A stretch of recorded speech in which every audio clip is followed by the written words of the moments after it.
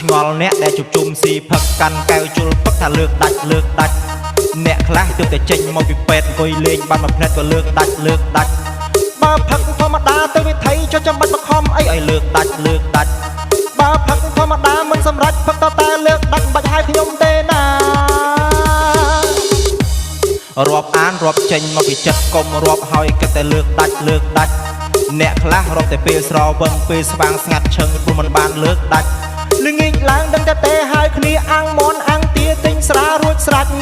ពេលផឹកតាំងអង្គុយវែកញិចអ្នកណាលើកមិនដាច់បាច់រាប់អានទេណា